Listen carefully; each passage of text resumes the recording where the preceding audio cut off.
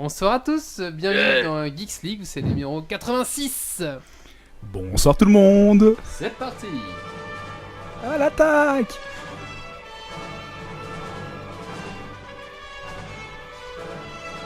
Venu d'un étrange et lointain univers, l'incroyable ligue des geeks extraordinaires vous parle d'actu tech et de software. Et ils ne sont jamais tombés à court de bière.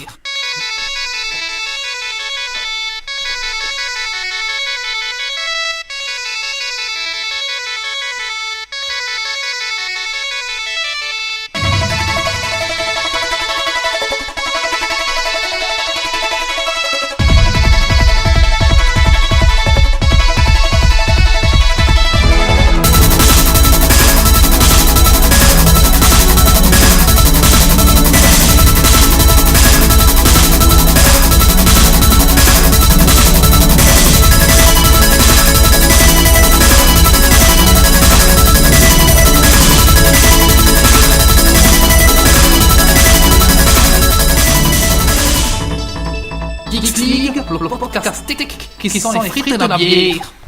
Bonsoir à tous, bienvenue sur Geeks League, c'est l'épisode numéro 86.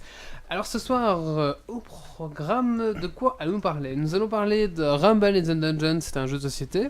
Ensuite nous allons parler des vacances geeks, comment passer de bonnes vacances geeks. Un petit débrief d'Avatar, donc le jeu de rôle grandeur nature. Yeehaw. Et Beach Boom sur iPad. Et on va finir ce podcast avec Walk Hub. Voilà, est-ce que vous êtes tous prêts ? Vous êtes tous chauds ? Ouais. Et attention, nous avons une minute du colloque sans le colloque. Eh oui, Ça va être exceptionnel. car ce soir autour de la table, j'ai Valentin. Bonsoir Valentin. Bonsoir Wally. Alors Valentin, qu'est-ce que tu as fait de geek ces 15 derniers jours ?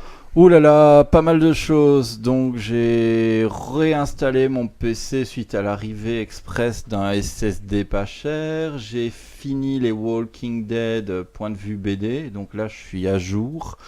Et j'ai passé pas mal de temps sur ma tablette. Voilà. D'accord, merci. Alors nous avons comme invité ce soir Yves. Yves qui a fait son premier avatar, donc son premier jeu de rôle grandeur nature, vraiment masse LARP on va dire, et qu'on reçoit ce soir pour avoir son premier aperçu, opinion, je sais pas comment ce qu'on peut dire. Bah en tout cas bonsoir Yves. Bonsoir tout le monde. Alors Donc, Yves, je sais que tu écoutes déjà Geeks League. oui. Alors Yves, qu'est-ce que Régulièrement. tu as fait de Geeks ces 15 derniers jours ? Oula, j'ai pas préparé, mais alors là dernièrement j'ai fait un mass LARP, j'ai Ouais. fait ma certification Alfresco, j'ai regardé l'entièreté des 100, très bonne série d'ailleurs, hein, à regarder, hein, et j'ai fait plein d'autres choses, mais alors là ça va revenir. D'accord. Et nous avons Calvin. Calvin, je cherche chaque fois ton pseudo. Ça bloque. Hein. Ouais, Calvin, j'ai du mal. Calvin, bonsoir Calvin. Bonsoir. Alors qu'est-ce que tu as fait geek ces 15 derniers jours ? Bah là, écoute, j'ai terminé d'écrire le 4e chapitre de mon roman. Voilà. Donc, D'accord, roman que tu vas bientôt annoncer sur Geeks League, c'est ça ? Voilà, tout à fait. Prochainement on attend en ligne ça. et prochainement sur Geeks League. On attend ça avec impatience. Et dans l'internet, nous avons notre ami Grumpy. Bonsoir Grumpy. Salut. Grumpy, tu vas bien ? Ouais, très bien. Alors Grumpy, qu'est-ce que tu as fait geek ces 15 derniers jours ? Il y a eu Avatar et pas grand chose d'autre en fait. Sa vie se résume à un monde virtuel. C'est bien Grumpy, je suis fier de toi. Par rapport au truc geek, hein. Ouais, bien sûr, oui. Ah, t'as une vie à côté en fait. C'est Ouais, bizarre ouais. ça. Il a certainement cuisiné, j'en suis sûr. Des tartes aux pommes. La cuisine c'est mal. Allez, on lance tout de suite ce podcast avec le débrief de Yves sur ce Avatar 2014. Et pour ce débrief, j'ai un petit jingle spécial Avatar. Certains Je suis comprendront, pas sûr d'autres que non. le direct passe. Hein. Ça donnera une explication. Voilà, certains comprendront, d'autres pas. non, mais c'est parti, le Mais jingle. je suis pas sûr que le live passe sur YouTube. Et oui, la bande son de la mort qui tue pour Avatar. Pendant que ça tourne, parce que ça dure quand même 7 minutes, si tu dis d'expliquer un mot de ce que c'est que ce truc. Vas-y, va Alors, toi. Donc cette année, nous sommes la compagnie des sangliers ailés, et donc par conséquent, nous faisons principalement de l'élevage. Et pour éviter d'amener des sangliers sur place, ce qui est quand même problématique niveau logistique, nous avons fait une basse-cour. Et ça pourrait surtout foutre la merde chez tout le monde, je crois. C'est pas faux. Mais surtout, ça doit sentir bon quand ça grille. Non, c'est mal. Et donc, en fait, on a fait Wally nous a fait une bande de son pour l'avatar qui représentait les bruits des animaux. Et donc, du coup, il y avait un panneau solaire, une batterie, un téléphone et des enceintes d'ordinateur qui permettaient de passer ces sons-là à tous les gens du campement qui ont adoré, surtout le matin vers 11h. Pour se réveiller. Donc en fait, si je comprends bien, ça passe en boucle et c'est une boucle de 7 minutes quoi. Voilà, c'est une boucle de 7 minutes qui tourne. Putain. Et les 4 jours. Pendant les 4 jours. On l'arrête la nuit quand même. Enfin, vous l'arrêtez. Et le couvre-feu, c'est quelle heure? Je crois qu'il n'y a pas de couvre-feu à Avatar. Non, c'est pas ça, de la bande son. C'est quand j'étais motivé pour l'arrêter. Putain. Et les 4 jours. Pendant les 4 jours. On l'arrête la nuit quand même. Vous l'arrêtez. Et le couvre-feu, c'est quelle heure? Je crois qu'il n'y a pas de couvre-feu à Avatar. Non, c'est pas ça, de la bande son. C'est quand j'étais motivé pour l'arrêter. Le premier qui tapait sur les baffles. Non, je crois qu'il y a que moi qui ai touché à ce truc-là. Je pense. Oui, il y a que toi, parce que j'aurais bien aimé le déclencher plus tôt certains matins ou l'arrêter plus tôt. voilà. Ah non, mais elle était très sympa cette bande-son. Hein. Il y a plein de gens qui sont venus voir en croyant qu'il y avait des animaux chez nous. Bon, il y avait des animaux chez nous. Mais c'était le cas. Ce n'est pas ce qu'on croit. Voilà, et sinon en dehors de ça, il y avait aussi j'étais pour mon premier avatar, mon premier mass LARP, enfin mon premier LARP tout court en fait, j'étais médecin. Et donc j'avais ramené l'infirmerie aussi et c'était très très sympa. Donc du coup je remercie grandement les sangliers ailés pour m'avoir accueilli dans la souille. Sans vous, je crois que j'aurais pas pu faire un avatar aussi marrant. Et donc, je suis entré comme débutant à la fin d'un cycle. Ça fait une dizaine d'années, hein, non 14 ans qu'Avatar. 14 ans qu'Avatar continue, pardon. Et c'était relativement compliqué pour ma part d'entrer dans le scénario. Par contre... Commencer un avatar comme ça avec des gens autour, c'est quand même vachement plus facile. Et ouais, alors... Donc en gros, je suis arrivé un peu perdu. Et on m'a un peu expliqué les trucs de base. On était au sein du chapitre, qui est quand même une assez grande... c'est grand, une assez grande faction, on va dire, au sein d'Avatar. Et qui m'ont permis d'un peu rentrer dans l'histoire. Enfin, un peu de loin, parce que je pense qu'il y a que 2 de chez nous qui ont vraiment creusé les choses à fond. On peut savoir qui. Alors il y a Monsieur Wally en face de vous et Monsieur Cochon Troué. Les autres ils planent. Il n'y a pas que, tu sais. Oui, non, c'est pas faux, mais ils ont été super loin. Enfin, ils ont été de l'autre côté. Non, mais c'est vrai que c'est relativement compliqué d'entrer dans un truc comme ça qui a une grosse histoire quand on débute quoi. Comme on me disait sur le retour, un jeu de rôle, entrer dans des jeux de rôle, ça s'apprend. L'avantage d'Avatar, c'est qu'il y a beaucoup de choses à faire en dehors de l'histoire principale. Et donc voilà, je dois remercier aussi la guilde des médecins, To Bib or Not To Bib. Grâce à eux, j'ai pu un petit peu jouer cette année-ci. Et sinon, l'intérêt du jeu de rôle, c'est qu'on est dans un monde à part, vraiment à l'extérieur de tout ce qui existe, du monde réel, on va dire. Et ça permet de passer du très bon temps dans une ambiance très agréable. Voilà. Alors, donc on va un petit peu remettre les choses en place. Donc, un jeu de rôle dans la nature, qu'est-ce que c'est concrètement? C'est un endroit où c'est un événement en fait où des joueurs se rassemblent et ils vont vivre une aventure un petit peu comme si vous jouez à un jeu vidéo, sauf que l'acteur c'est pas votre avatar, enfin votre personnage dans le jeu, mais c'est vous-même qui allez vivre l'aventure avec votre épée, votre bouclier, votre magie, ou je sais pas, Yves par exemple il est chirurgien, donc voilà, et c'est lui-même qui va vivre son aventure de chirurgien de champ de bataille au sein du champ de bataille, voilà. Et donc bon, ça c'est un exemple, hein. Il y a 10 000 exemples, il y a des jeux de rôle à l'époque victorienne et des jeux de rôle à l'époque de Star Wars si vous voulez. Et voilà, c'est pour vraiment vous situer, c'est un monde, un univers dans lequel vous allez jouer et incarner un personnage. Alors, il y a des jeux de rôle papier dans lesquels vous allez dire, je vais faire ça, et puis les dés vont choisir pour vous si vous réussissez ou non l'action. Ici, c'est vous-même qui allez réussir ou non l'action, donc vous incarnez votre propre personnage, quoi. Alors je tiens à rajouter que les épées sont en silicone et qu'on se fait pas mal avec, les boucliers aussi d'ailleurs. L'autre intérêt c'est... pour ceux qui jouent de temps en temps aux jeux de rôle sur ordinateur, le monde est full PVP. C'est-à-dire que tous les joueurs peuvent s'attaquer partout dans tout le festival, non pas dans le festival, dans tout le jeu de rôle.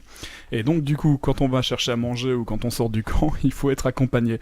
Et ça rajoute quand même une sacrée couche en plus sur ce qu'on peut faire en jeu de rôle.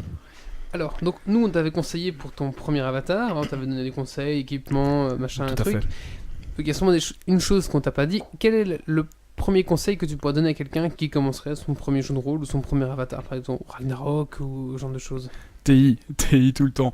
En gros, la grosse erreur que j'ai pu faire pour commencer, c'est d'être time out. Donc en gros, de parler de la vie réelle alors qu'on est dans un jeu de rôle. L'intérêt du jeu de rôle, c'est vraiment d'être dans son rôle, et plus tôt on commence à jouer son rôle, plus tôt l'intérêt grandit sur l'intérêt et le fait de rentrer dans le truc, quoi. Donc voilà, je pense pour un débutant en jeu de rôle, il faut pas avoir peur. Il y a des gens bien qui sont là pour aider. Il faut pas hésiter à aller trouver les gens qui gèrent le scénario, donc pas hésiter à aller discuter avec d'autres personnes, pas avoir peur des autres non plus, même si parfois on a adversaire dans le jeu, c'est un jeu, et il faut être TI, donc l'intérêt c'est vraiment de jouer son rôle en fait, dès le début. TI, qu'est-ce que ça veut dire? Ça veut dire time in, ça veut dire qu'on est dans... Enfin, il y a des dans la peau règles. du personnage. Il y a des règles, Voilà. on décrète le time in, c'est-à-dire qu'on prend... Voilà, le jeu commence vraiment. Alors que time out, c'est quand le jeu s'arrête. Donc quand on dit qu'il faut être time in, c'est qu'il faut être dans le jeu, on va dire. Voilà. Il faut savoir aussi que Avatar, c'est quand même, enfin, le fait qu'il y ait quand même pas mal de time mode par rapport à d'autres GN, c'est spécifique à Avatar, parce que Avatar, tu peux le faire en mode barbecue. C'est pas Tandis faux. que si tu vas à Ragnarok, tu fais du time mode, c'est très mal vu, parce que là, c'est vraiment full time in. Ça dépend vraiment d'un GN à l'autre, et je dirais qu'il y a aussi des moments de la journée où les gens se relâchent et font un peu de time mode, c'est logique. Mais sinon, c'est vraiment d'un GN à l'autre, la partie time in, time out est fort différent, et Avatar, il y a beaucoup trop de time out par rapport au jeu, mais ça, c'est une spécificité d'Avatar. Alors, par rapport au matériel, Yves, qu'est-ce que tu conseillerais vraiment qu'on t'a pas bien conseillé ou qu'on t'a bien conseillé, justement? Alors au niveau matériel, je suis arrivé avec pas grand chose, vu que je n'avais rien du tout, donc premier GN. Il y a tout le matériel sur place, donc il y a des vendeurs qui vendent les chemises, les vestes, les pantalons, enfin tout ce qui fait qu'on rentre dedans. Le plus important, je pense, c'est vraiment une chemise. Acheter une chemise, acheter un pantalon, histoire de déjà se sentir comme un personnage, quoi. C'est le principal. Histoire de pas être tout nu, quoi. C'est le cas de le dire sans Et le fil. caleçon, ils te le fournissent aussi. Les caleçons, c'est de chez moi. Donc voilà ça. Et oui, pas prendre trop chaud s'il fait chaud dehors, évidemment. Non, je crois que c'est vraiment le principal. Alors la deuxième chose, on peut faire le GN sans avoir d'armes avec soi. D'armes en silicone, je répète. C'est pas nécessaire, mais c'est quand même pas mal d'en avoir une. Ça donne... disons que ça permet d'avoir moins peur en rue. Mais donc voilà, une épée, du matériel pour se défendre, une épée, un porte-épée, c'est le minimum. On peut le prêter, merci d'ailleurs pour le prêt. Ou on peut l'acheter, ça revient à une centaine d'euros pour s'équiper, je pense, à ce niveau-là. Au niveau des chemises et des pantalons, on est à 50 euros. Donc voilà, pour 150 euros, vous avez un équipement complet pour commencer le GN. Ce que je voulais dire aussi, c'est au niveau des débutants, il faut vraiment pas avoir peur de venir en GN. Allez voir les forums au départ, passer sur Facebook, rencontrer des gens hors du jeu, et puis voir avec eux comment on peut faire pour s'intégrer dans le groupe. Et à partir du moment où on est intégré, les choses vont de soi. C'est vraiment, il faut pas avoir peur de le faire. Voilà, c'est pas fermé, c'est pas hermétique. Les gens sont très ouverts, c'est très sympa à faire, et surtout ça fait un week-end de passer en dehors de toute chose en fait. Voilà. D'accord. Donc tu conseilles vraiment aux gens de venir essayer une fois, moi. Ah oui, bien sûr, il faut que les gens viennent au moins une fois, histoire de voir à quoi ça ressemble. Ne pas avoir peur d'avoir l'air ridicule. De toute façon, on est tous ridicules, et on fait tous du rôle. Donc c'est à la fin faut savoir qu'à la fin d'Avatar, même dans les forums d'Avatar, les gens se connaissent pas à part avec leur nom d'Avatar. Donc en gros, dans les forums, on s'interpelle par notre nom de personnage. Donc voilà, si vous avez peur d'être reconnu, ce sera pas le cas en jeu de rôle. Voilà. D'accord. Et nous, sur 4 nouveaux, il y en a un qui a pas aimé. Donc, ça peut pas plaire à tout le monde non plus, c'est sûr. C'est quand même un univers spécial, c'est quand même quelque chose de particulier. Ouais, je pense qu'il faut Moi, il faut venir avec un esprit ouvert, ça c'est le minimum. Et après, c'est vrai qu'il y a pas mal de temps mort. Bon, ici, Avatar, d'après ce qu'on m'a dit, donc c'était la fin d'un monde, c'était 14 ans d'existence derrière, et ça doit être relativement compliqué. Enfin, c'était relativement compliqué de rentrer dedans pour les nouveaux. Maintenant, voilà, il y a plein d'autres choses à faire à côté que l'histoire principale. Il y avait l'histoire d'un garde, donc c'est un garde des Lotus, c'est une des factions, qui ne venait en GN que pour faire le garde barrière. Et lui disait qu'il n'a jamais fait l'histoire et qu'il faisait son rôle de garde barrière et que ça lui plaisait très bien comme ça. Donc c'est vraiment une expérience qui t'a plu alors. Ah oui, tout à fait, ça à refaire absolument. Donc tu vas refaire absolument. Ouais, clairement. Voilà, et ça... pas qu'Avatar à mon avis. Voilà. Si ça vous intéresse vous aussi de découvrir Avatar ou d'autres jeux de rôle, parce que c'est pas la seule chose que l'équipe de Geeks League fait, on fait Myth & Legends, Myril et on fait du Warband aussi. Donc s'il y a vraiment des personnes qui veulent découvrir le jeu de rôle, hein, n'hésitez pas à nous contacter sur wally@geeksleague.be et à ce moment-là, nous, comme Yves, on va vous prendre en main, on va vous expliquer, vous accompagner pour faire votre premier jeu de rôle. Et, voilà. Et alors, si moi je suis avec eux, je vous aiderai aussi à débuter correctement. Enfin, un minimum. Moi, je viens avec vous l'année prochaine. Yeah. Oui, yeah. Ouais, moi j'aimerais bien aussi, ça me botte bien. Et ben voilà. Bah voilà, c'est très bien. Allez, on va vous faire signer. Il faut qu'on arrive à 20. Le personnage plongeur. Non mais c'est génial, je veux dire, le groupe est très sympa, l'ambiance est fantastique et on peut se permettre vraiment beaucoup de choses. Donc voilà, ça à faire, c'est déconnecté de la réalité. Bah voilà, merci Yves pour ton retour. Merci à vous. Et bien, je propose qu'on passe à la minute du colloque. Tout de suite, on va pouvoir passer à la minute du colloque. C'est parti. Voilà, je me présente, Olivier, colloque d'un geek, ma première expérience. Et donc, j'ai droit à ma petite minute pour vous expliquer les joies et les aléas de la colocation.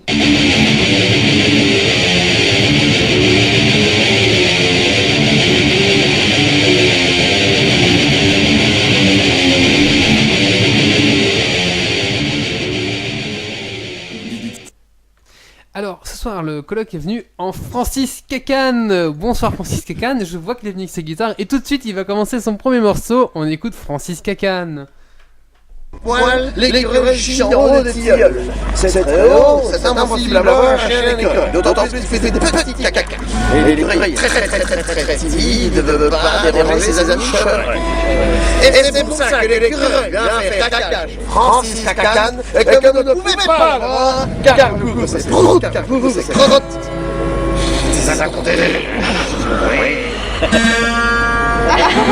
Et tout ça qu'on dit. Mais l'écureuil fait quand même caca, car lui aussi, parfois, il lui a dit de boire juste de l'eau. Et quand je joue des accordés, l'écureuil l'entend point, je couvre tout, même des accordés, je cours. Je fais des sols en ré. Vous n'avez pas entendu quel est le premier des accordés, car entre le... C'est difficile à faire la différence. Seul bon guitariste peut la faire. Francis Cacan a la roue, Francis Cacan a la ça. Il va aller sa guitare pour faire le lapin que ça. Parce que je suis un triste de ma version de l'écureuil. Ça passe, ça ne sonne pas, ça sonne moins, ça ne sonne pas. C'était Francis Cacan et le colloque repart tout de suite. Voilà, je me présente, Olivier, colloque d'un geek, ma première expérience. Et donc, j'ai droit à ma petite minute pour vous expliquer les joies et les aléas de la colocation.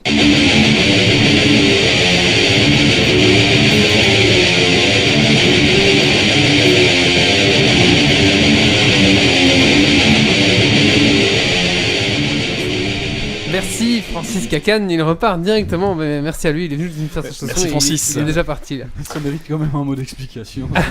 Mais vous l'avez fait boire quoi, l'absinthe ou quoi? Ah non, rien du tout, il a été marié à sobre. Voilà, c'est le colloque faisait Francis Cacan au dernier Avatar. Et donc il chantait dans les cabines pour la joie des... Faciliter le transit. Voilà, c'est ça, C'était un troubadour de trous. Voilà, c'est ça, les troubadours de toilettes, il y a un concept et c'est ramassé un paquet de pognon, ce petit salopard. Il a fait plus que nous sur quelques années, je crois. Oui, c'est vrai. Oh.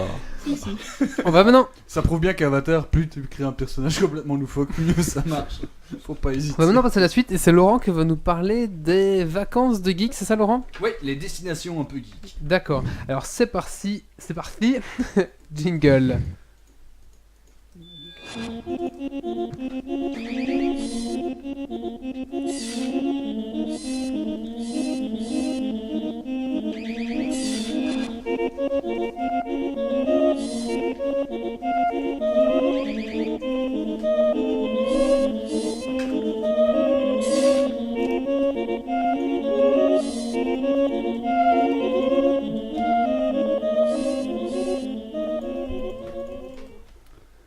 Voilà, alors donc cette rubrique est consacrée en fait à ce beau soleil qui brûle au-dessus de notre tête. Et par ce beau temps, quand on travaille, on se dit mais à quand les vacances? Où vais-je aller? Eh bien voilà, je vais vous présenter quelques endroits que vous connaissez peut-être ou pas, qui vous immergeront dans un univers complètement loufoque, complètement délirant. Ça aurait pu être Avatar d'ailleurs, hein. Quelque part Avatar en son sens est un lieu de vacances geek. Ici je vais en aborder qui sont issus du cinéma essentiellement, hein. Donc le premier, celui que je pense tout le monde connaît, c'est en fait se plonger dans la Terre du Milieu en Nouvelle-Zélande. Bon évidemment vous allez me dire c'est un peu loin, je viendrai avec des choses un peu plus abordables question tarif après, mais effectivement en fait la comté Hobbit Town, en fait Hobbitbourg, le village où vit Frodon, Sam et Bilbon, en fait existe toujours. Pour la petite histoire en fait, c'est Peter Jackson et New Line Cinema qui en 1998 ont découvert en fait une ferme et les terres agricoles qui étaient autour lors d'une recherche aérienne, et qui ont découvert en fait ce site qui était totalement approprié pour dépeindre en fait la comté que dépeint Tolkien. Donc les points de vue fantastiques, la campagne un peu vallonnée les séduisent beaucoup, et ils décident en fait de prendre ce lieu pour représenter tout ce qui est la comté. La construction du site débute en mars 99. Elle a impliqué des terrassements assez lourds qui ont été menés d'ailleurs par l'armée néo-zélandaise, et au total la construction du site a pris 9 mois. Tout au long de la construction, en fait, les activités ont été maintenues secrètes, tout ça tout simplement pour ne pas dévoiler ce qui allait arriver. On sait maintenant que les décors de cinéma, on voit pour le moment le nouveau Star Wars, pour une petite parenthèse, tous les lieux sont tenus très très secrets évidemment, et c'était tout à fait le cas à l'époque. Donc le tournage a commencé en décembre 2009 et s'est poursuivi pendant 3 mois. Parle bien devant ton micro. Oui, pardon. Donc le Ok. Le tournage a commencé en décembre 99 et s'est poursuivi pendant 3 mois. À son apogée, le plateau, si l'on peut dire, mais c'est pas vraiment plateau, ce n'était pas un studio, mais l'endroit comptait 400 personnes. Donc opérateurs, techniciens, réalisateurs, etc. Une fameuse équipe. Et tout a été démonté ensuite en fait. Tout a été rasé. Et lorsque Peter Jackson a décidé de refaire la deuxième trilogie du Hobbit, tout a été reconstruit. En 2009, ils ont remis le couvert et ils ont tout reconstruit pour les 3 films. Sauf que cette fois-ci, ils ont eu une réflexion qui est assez intéressante, c'est qu'ils ont conservé le site comme lieu touristique. Donc, premier lieu de vacances geek, vous pouvez aller vous vivre en voyage dans la comté. Et on peut dormir sur place? Oui, on peut dormir sur place. On peut dormir sur place. Alors, on ne peut pas dormir dans les trous de Hobbits. En tout cas, je ne l'ai pas vu sur le site internet. On mettra, c'est hobbitontours.com en fait. On le mettra sur le site. Mais par contre, on peut aussi aller boire un verre, par exemple, à la taverne du Dragon Vert, qui existe vraiment. Cool. Oui, en fait, dans le film. Et les gars, on y va. Hein. Franchement, ça a l'air sympa. Sur internet, ils ont même la carte. 20 € la bière. Je ne sais pas trop. Non, c'est pas ça. On va là-haut tous ensemble, histoire de. Franchement, les photos sur le site internet donnent envie. Ah ouais, c'est vraiment bien. Il y a vraiment de quoi faire et de bien se marrer quoi. Et ouais, voilà, il y a le Dragon Vert. Prends Francis Cacane avec, et je peux vous dire que. Oh là là. Les Hobbits vont danser sur les tables et c'est parti. Les verres de maître, ils vont pleuvoir. Les maîtres de verre, pardon. Je pense surtout qu'on va être bannis. Pas faux. C'est clair. Bon, évidemment, tout ça est très touristique. Il y a une taverne plus moderne, je veux dire, qui s'appelle d'ailleurs The Shire, donc de la comté. Je crois qu'il y a moyen d'y dormir. Et il y a le Dragon Vert. Et, cerise sur le gâteau, il y a même possibilité de se marier sur le site.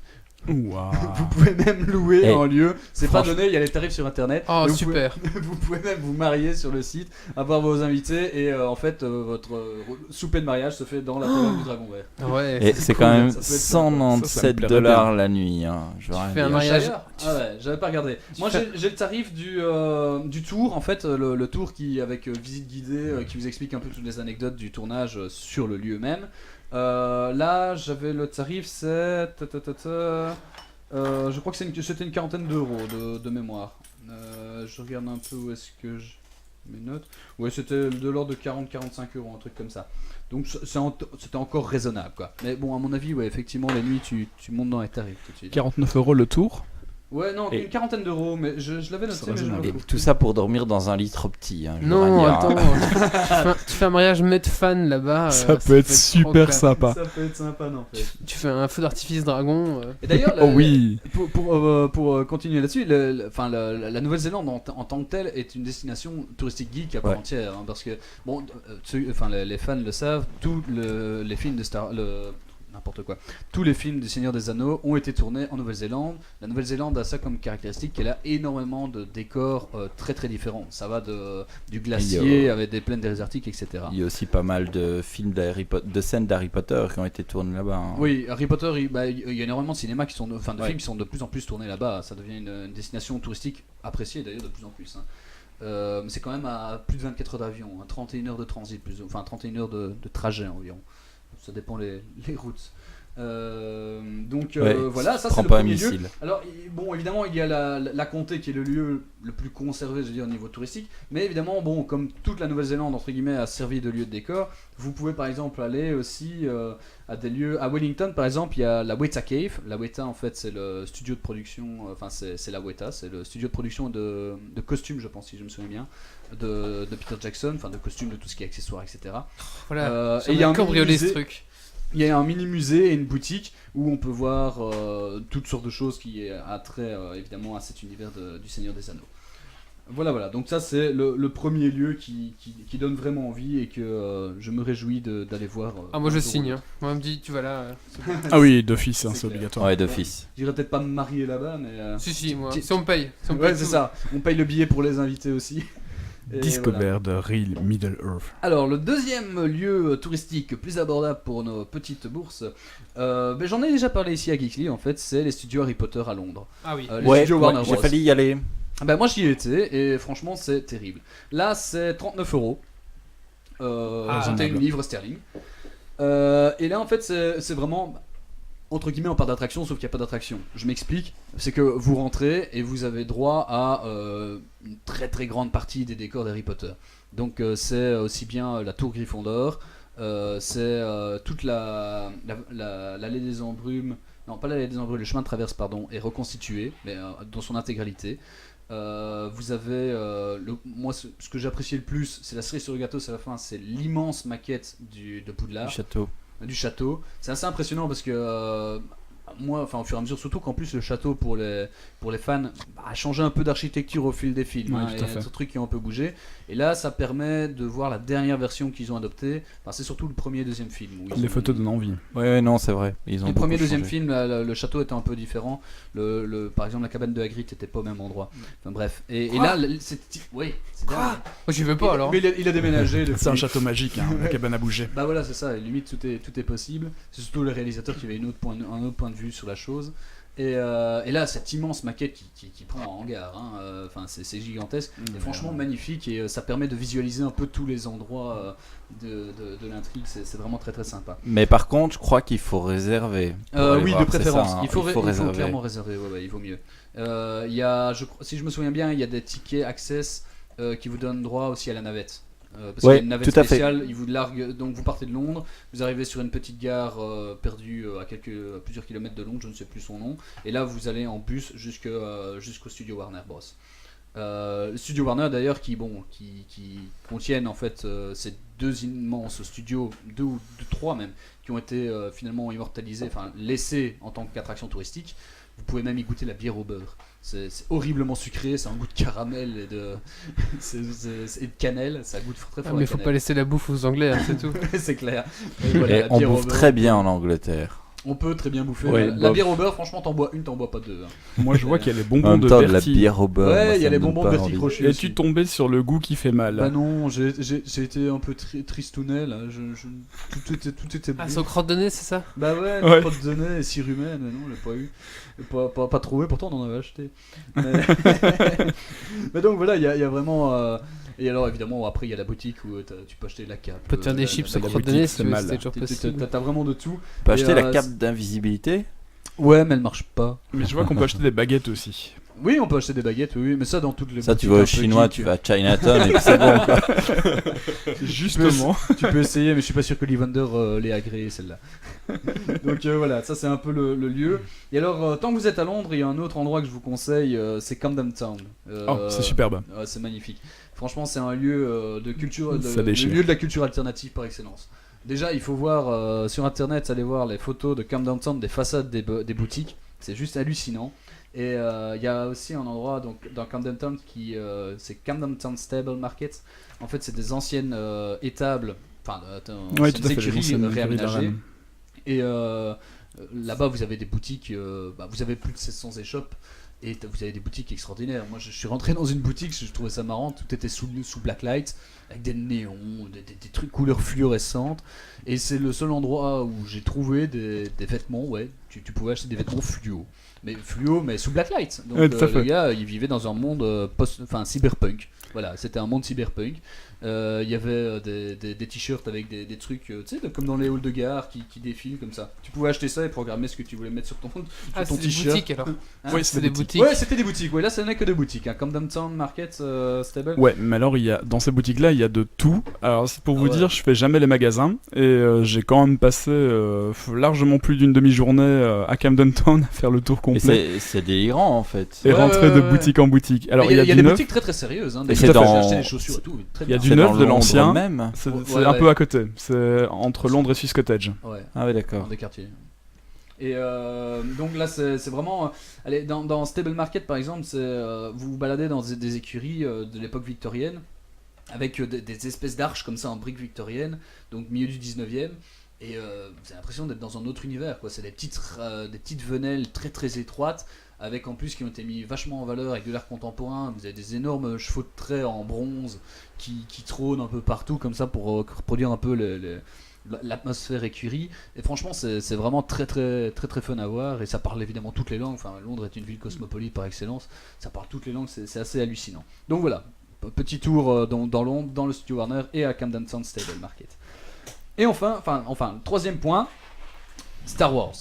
Alors Star Wars a été tourné, bon évidemment forcément comme beaucoup de choses en studio, hein, forcément. Mais une grande partie a été tournée. On va faire un test. Est-ce que vous savez où étaient tournées les parties de Tatooine? Algérie, C'est pas Tunisie. Quelle partie? Tunisie. Tunisie. Tatooine. Ah, j'étais pas loin. Tatooine.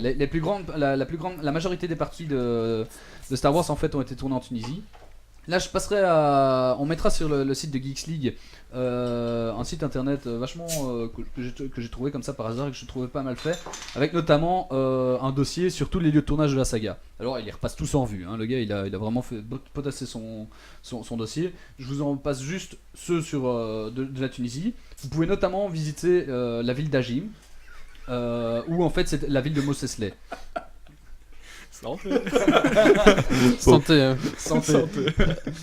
Il faut toujours que t'en aies plus grosse que les autres. Je me donne une bière, on me donne ça. J'étais gentil, les gars. Pour information, Wally est en train de se taper une chouffe tout seul à la Les trois bouteille. quarts de litre. Allez, Voilà. c'est parti. Je suis partageur. Hein. Il suffit que j'ai le dos tourné. Ah là là. Donc en fait, à Ajim, situé sur l'île de Djerba, à 20 km de Souk, sur l'île de Djerba. Donc vous pouvez visiter en fait la ville de Mos Eisley. Alors bon. Contrairement à Hobbiton, etc., c'est pas une attraction touristique en soi, c'est une vraie ville. Il faut apparemment, d'après le gars, j'ai un peu lu tous ces articles du site internet, il faut vraiment aller explorer la ville pour se dire ah en fait ça c'était ce truc là. Faut les creuser. Faut les creuser, faut faire des Comme fouilles dans Avatar. archéologiques. Par contre, un truc qui existe toujours, c'est qu'à 3 km de la ville d'Ajim, sur la route côtière, se trouve la vieille maison de pêcheurs qui est servie en 1976 de la maison de Ben Kenobi. Donc on voit la maison de Obi-Wan Kenobi. Première version, parce que toujours en lisant ce site internet, apparemment dans les nouvelles versions remasterisées, ils ont entièrement refait par infographie la maison de Ben Kenobi. Alors. Donc la deuxième version, forcément, elle n'est que dans les ordinateurs. La première version est en Tunisie. Autant avec le Hobbit nous a vendu du rêve, après Ouais. Harry Potter ça va aussi, mais alors là Star Wars, Ah, c'est pourri. des souks là. Disneyland Albany là on n'y croit plus. Hein. C'est un peu ça. Franchement, c'est quand tu vois le truc.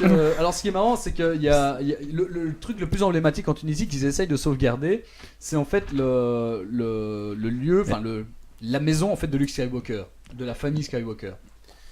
C'est la ville de Nefta, où là justement ils ont la ferme des Lars. Enfin, c'est la famille qui avait Qui Luke élève Skywalker, qui élève Luke.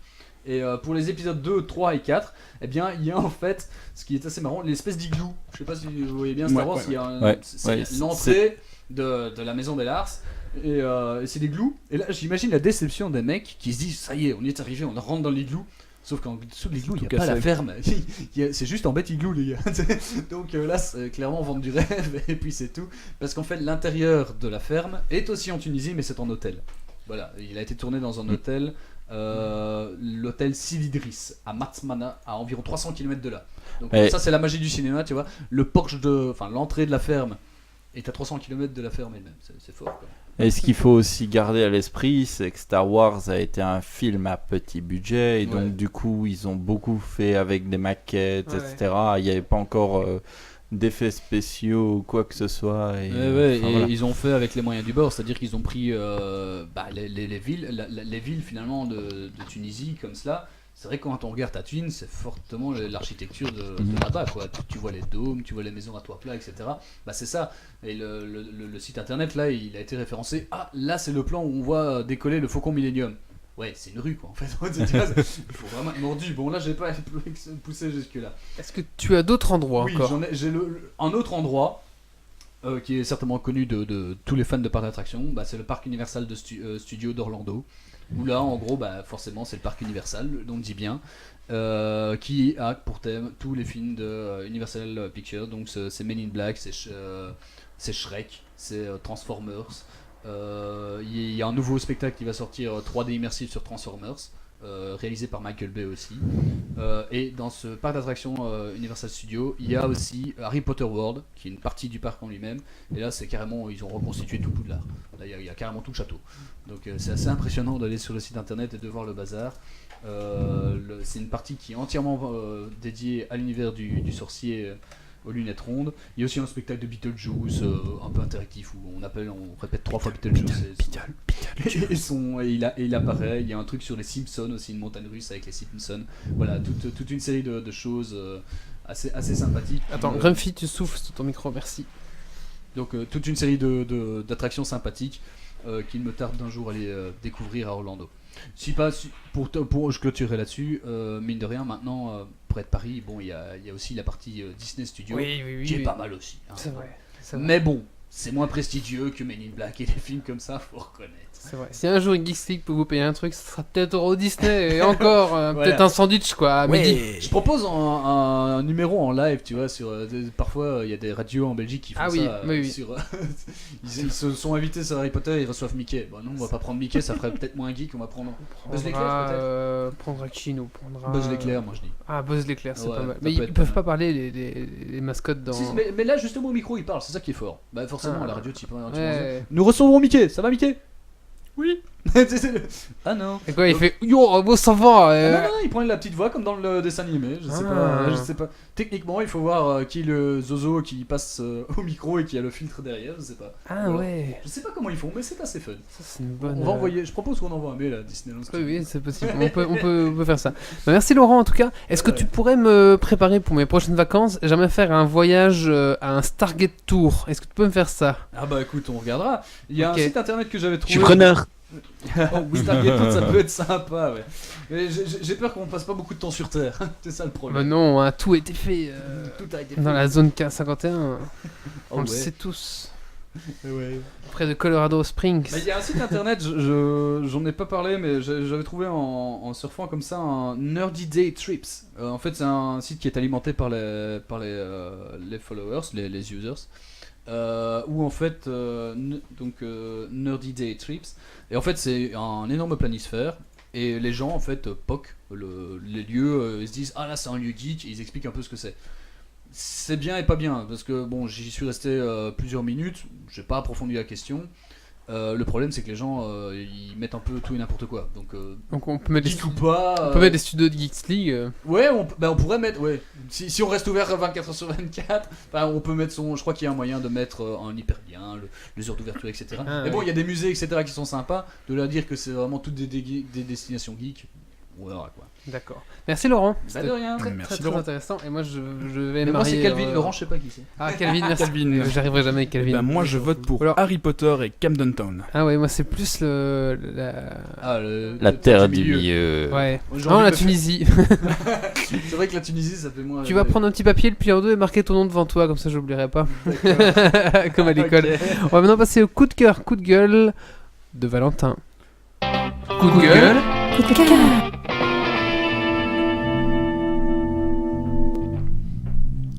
Alors, mon coup de cœur, il va à une BD dont j'ai parlé parce que je les ai finis cette semaine, c'est Walking Dead.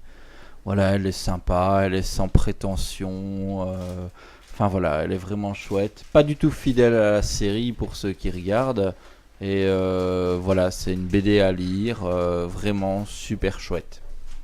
Merci. On va mener un Red Bull pour Valentin qui s'endort un petit peu. J'ai l'impression que t'es sous acide. Mais non, mais en fait, Lag. j'attends l'écho. Ah oui, c'est ça, Faut ouais. parler sans C'est sans super sans difficile. entendre On a un un petit écho, ouais. écho, du coup on a un peu perdu. Ouais. On a un nouveau système et du coup c'est vrai que nous on a notre retour de notre propre voix, donc c'est comme ça. Merci Valentin. De rien. Merci Valentin. Maintenant on va parler de jeux de société, on va parler de Rumble in the Dungeon. Merci de meubler. Tu parles de ça.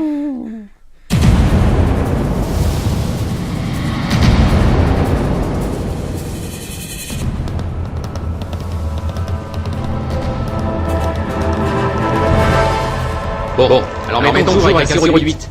Si c'est vous qui avez siroté au d'avant, ça tourne dans votre sens. Soit vous laissez filer, vous dites fixe sirop, soit vous sentez le relancer et vous annoncez un sirop 14.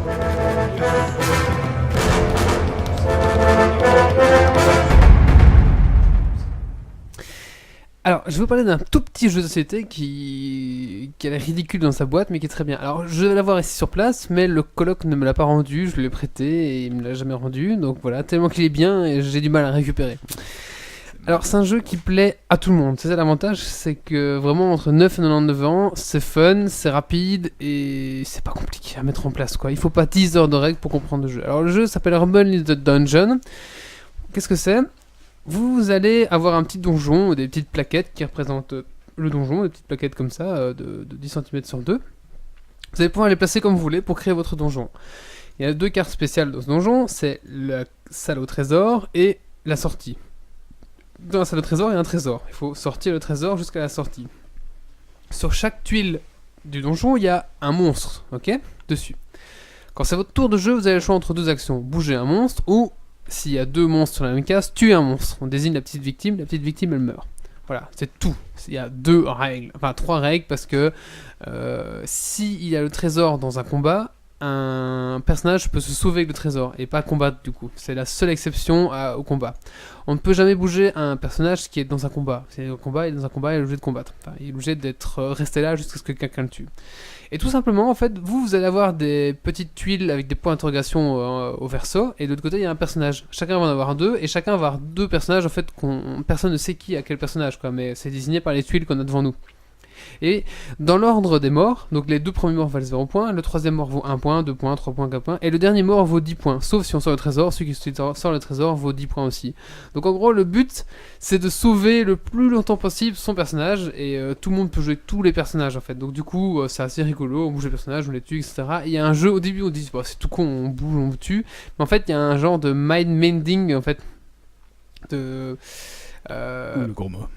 Oui, c'est ça. En fait, on se dit, ouais, lui, il a bougé celui-là parce qu'en fait, c'est celui-là, donc on va le tuer. Mais en fait, non. Peut-être que l'autre, il a fait exprès de bouger celui-là pour faire croire que c'était le sien. Vous voyez, il y a un petit peu. Tu prends la tête, quoi. Il y a un peu une prise de tête comme ça. Stratégique. Stratégique. Et c'est un jeu, après, qui peut jouer aussi sans réfléchir. On bouge, on tue, on bouge, on tue. À la fin, on dévoile les personnages. On rigole bien parce que oh, c'est toi que j'ai tué, machin.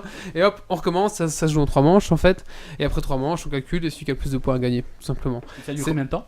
Ça dure, une manche, ça dure 5 minutes, donc en 15 minutes, t'as fait le jeu, quoi. C'est vraiment simple, ça se joue très très vite, c'est rigolo. Et j'en ai la preuve en jouant avec le coloc et sa famille. Donc, ils sont pas très jeux de société, hein, ses parents, mais là, ils ont accroché, ils ont un petit peu regardé d'abord en jouant le jeu, puis après, vous savez, ils ont fait ah, mais tu devrais faire ça. Ils ont donné des conseils, on dit bah, venez jouer avec nous, ça joue jusque 6. Et après, ils ont joué, et puis jusqu'au bout de la nuit, ils ont joué avec nous, quoi. Donc, c'est vraiment un exemple de ce jeu qui est très simple, en fait, qui plaît à tout le monde. Ça coûte 24 pièces d'or, plus ou moins.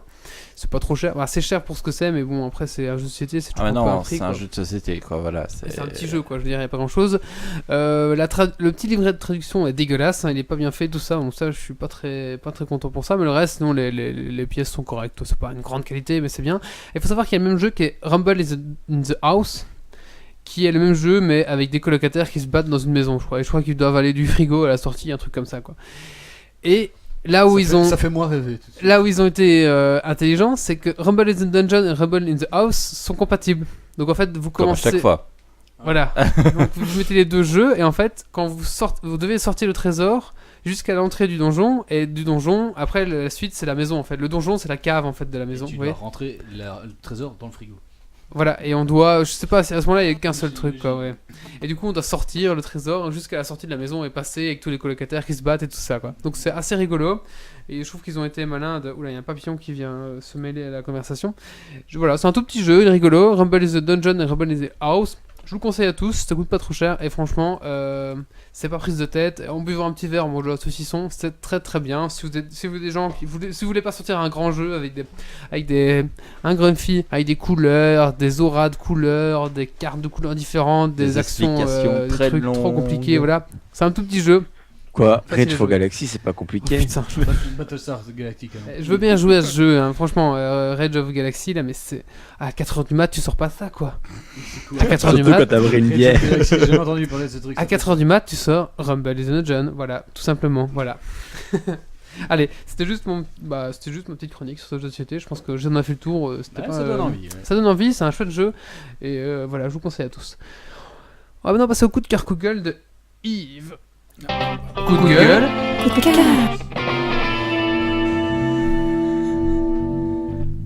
Ah oui, j'en ai un. Donc c'est mon coup de gueule et mon coup de cœur alors. Eh ben je vais dire coup de cœur. Donc ça concerne Avatar et mon coup de cœur c'est la guilde des To Bib or Not To Bib. Grâce à eux j'ai pu bien participer au jeu et réparer les gens morts dans la rue. Voilà, merci les To Bib. Merci Yves.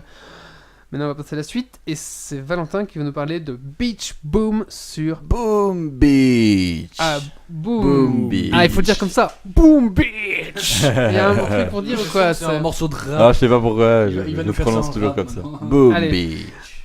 On active la rame Valentin, il ne va plus laguer, il va nous présenter son jeu, c'est parti, jingle. Go.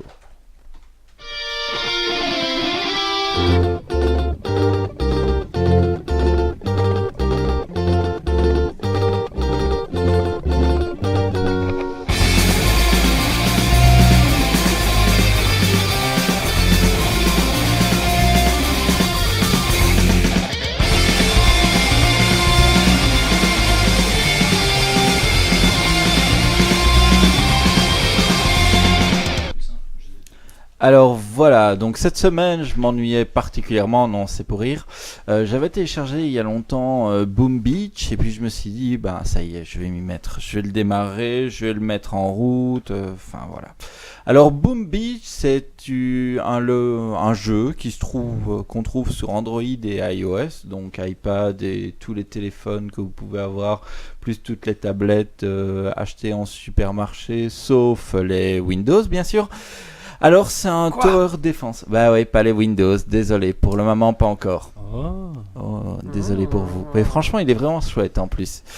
Donc c'est un tower defense. Alors au départ, on est briefé par l'espèce de sergent Hartman qui nous explique bon bah voilà, il faut monter ton petit village là et le défendre, etc. Donc là on attend à se faire attaquer assez vite. Donc on commence à monter, donc on crée une maison, on crée une scierie, on met un sniper et puis voilà. Et puis là il dit Eh mais mon gars, il faut que tu crées des hommes pour attaquer. Alors tu crées des bateaux de débarquement. Oui, des bateaux de débarquement comme en 40-45. Parce qu'on a chacun une petite île et on va aller attaquer les autres. Alors, donc ensuite, on commence à évoluer son village. On évolue son village, on évolue ses armes, on découvre d'autres armes, on trouve des mines, on trouve des mitraillettes, etc. Vraiment pour défendre son village, quoi. Éviter de se faire attaquer ou que quelqu'un débarque sur la plage et vienne piller votre belle construction. À côté de ça, comme je dis, il y a vraiment deux parties. Il y a une partie plus construction, donc celle que je viens d'expliquer, et la partie bateau de débarquement, attaque, etc. Il faut savoir que les ressources engagées dans le jeu au départ sont l'argent et le bois et les rubis. Donc l'argent permet d'acheter des troupes et d'acheter des troupes. Le bois permet de construire des bâtiments et les rubis permet de faire avancer plus vite l'évolution. Donc c'est-à-dire qu'en fait que lorsqu'on crée un bâtiment, on peut dépenser des rubis pour directement aller créer les bâtiments à l'instant T. Alors, je t'arrête parce que je sais pas si l'écho si ça te perturbe un petit peu, on dirait que tu parles un peu canadien comme ça. Ouais, voilà. Qu'est-ce Donc qui j'arrête se passe avec l'écho, ok? Non, c'est vraiment difficile. Donc voilà, je reprends où j'en étais. Après, il y a d'autres ressources qui apparaissent par la suite. Il y a le métal et la pierre, mais j'en suis pas encore là. Donc je pourrais pas vous expliquer plus que ça. Donc de l'autre côté, lorsqu'on attaque, donc on crée des bateaux de débarquement. Dessus, on assigne des troupes sur les bateaux de débarquement. Même chose, on peut aussi les activer plus vite avec les rubis. On peut aller attaquer d'autres camps. Alors les camps, ça peut soit être des bots, donc là c'est l'intrigue du jeu, c'est les forces noires qui oppriment les petits villageois qui vivent sur les petites îles, soit on peut attaquer des gens qui sont connectés en ligne, qui sont enregistrés en tant que jeu, donc on peut aller attaquer, et alors ils apparaissent autour de soi au niveau de la map en fonction de leur niveau. Donc c'est à dire que si on est niveau 8 par exemple, on va avoir des niveaux 10, niveau 9, mais on va pas se retrouver avec des niveaux 20 quoi. Et à chaque fois qu'on attaque un de ces villages, en fait, on gagne des ressources en quantité en plus grande quantité que si on les crée. Et ces ressources vont nous permettre bien sûr d'évoluer, etc. Alors lorsqu'on lance l'assaut, c'est pas comme à O-Game où on lançait l'assaut et puis on attendait, parce qu'on interagit constamment avec l'assaut. Si jamais on éteint sa tablette à ce moment-là, l'assaut il est perdu quoi. Donc on a un bateau dit bateau-mère, on va l'appeler comme ça. On a un bateau-mère qui permet d'envoyer des obus sur les différents bâtiments de la personne qu'on assiège. Et de l'autre côté, on peut balancer ses troupes. Donc c'est-à-dire qu'après il faut trouver la bonne stratégie. Donc c'est-à-dire il faut observer l'adversaire, regarder les différents niveaux des tourelles, regarder leur portée et ensuite essayer de trouver le meilleur chemin pour l'attaquer et diriger ses troupes pour attaquer. Alors au fur et à mesure qu'on évolue, il y a d'autres possibilités qui se mettent en place. Donc c'est-à-dire que par exemple, on peut avoir les fumées éclairantes qui permettent de dire aux troupes attaquer ce point-là. On peut aussi avoir les médics qui vont permettre de soigner les troupes pendant qu'elles attaquent. Et puis ensuite, on a le bazooka. Après, plusieurs types de troupes est possible de déployer. Au départ, on n'a que les espèces de snipers, c'est des soldats qui attaquent en file indienne et qui tirent sur les monuments. Mais à coup par coup. On peut aussi, moi j'ai aussi le heavy, donc ça c'est un gros monsieur à la coloc avec une sulfateuse qui défonce tout et qui permet de prendre beaucoup plus de coups. Donc vraiment, c'est vraiment un tank quoi. Ensuite, il y a aussi la bazooka. Donc ça, c'est une jolie jeune fille qui a un bazooka. Il y a aussi un médic, je crois. Il y a un ancien guerrier. Un ancien guerrier un ancien guerrier. Il y a quoi d'autre? Et je pense qu'il y a un tank. Voilà, il y a un tank aussi. Enfin, tout ça, si vous tapez Booms Beach sur internet, vous trouvez. Booms Beach. Vous trouverez vous trouverez le tuto avec toutes les explications et les différents. Supercell. Ouais, le nom est terrible. Hein. Mais comment s'appelle le jeu? Boom Speech. Yeah. Beach, quelqu'un posait la question sur la chatroom, beach comme la plage. Hein, parce Comme que la plage, ouais. Quand on regarde la visuelle, évidemment, c'est une île, c'est des débarquements, c'est la plage. Il n'est pas question de monter à l'assaut d'une pute. Hein. Ouais, bien sûr.